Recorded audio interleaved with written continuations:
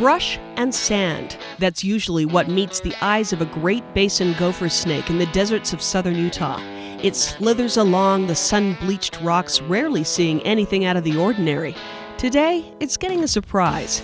Chris Brimhall, at Your Leisure ATV Explorer, is out on the trail enough that it's possible the snake wouldn't be surprised to see him at all.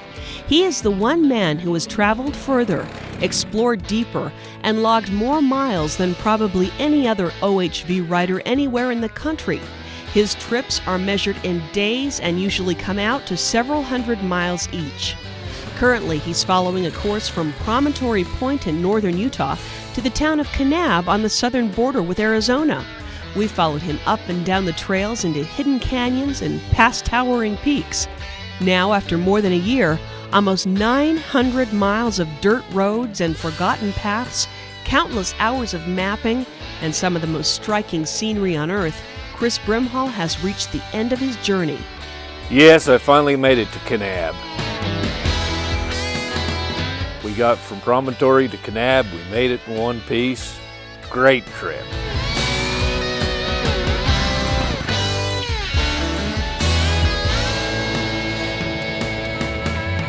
The last leg of the trip, well, we took off up through Tropic Reservoir and on down through Nephi's pasture and over to Hog Canyon. You get up to Hog Canyon and it's just incredibly pretty. Pretty is an understatement. If anything can be said of Kane County as a whole, it would be breathtaking.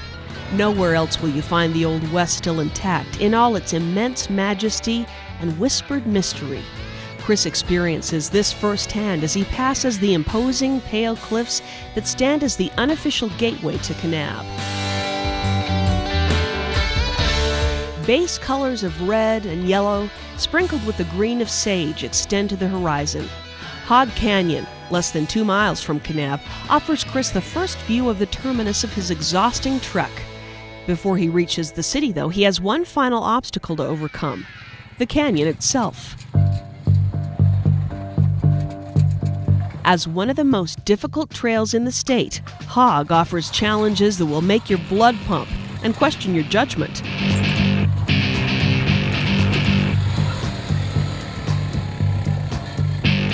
Steep inclines and a rocky surface make for a hair-raising experience, but Chris has been on enough trails to know how to avoid any pitfalls.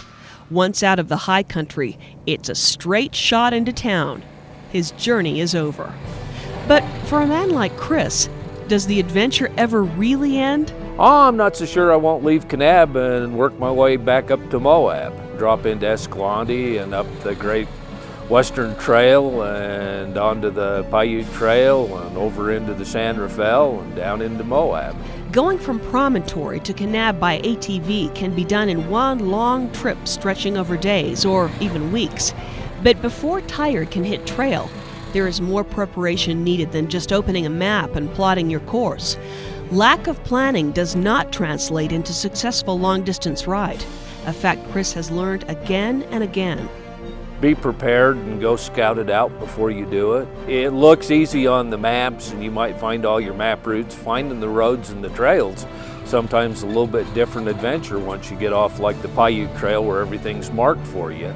I carry enough food for 3 days, enough water for 3 days. I have a tent, I have something to cook with, I have a knife, a GPS. I actually even have what they call a spot that if I had to, it's an emergency broadcast system so I can get a hold of somebody to come help me if I really need it. What are you going to do if you're out in the middle of no place and say bad weather comes in? You got to have some shelter, you got to have food. You might have to sit it out for a day or two. Another epic ATV ride has been completed, and to be sure, this won't be the last time Chris climbs behind the handlebars and sets off for several weeks on trails few people even know about. Some would ask why he does it.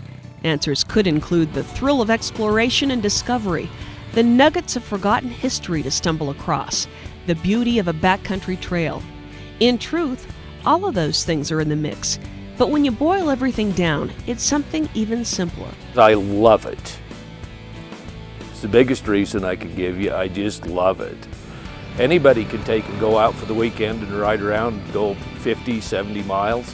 But how many people can go 700, 800 miles and do it legally and do it without having any trouble? I mean, you know, it's taken a lot of time and effort to learn how and figure it out. I like seeing the scenery and finding the little pieces of history where I can along the way. Where in the world will Chris Brimhall be next? Only he knows. For At Your Leisure, I'm Susan Wood.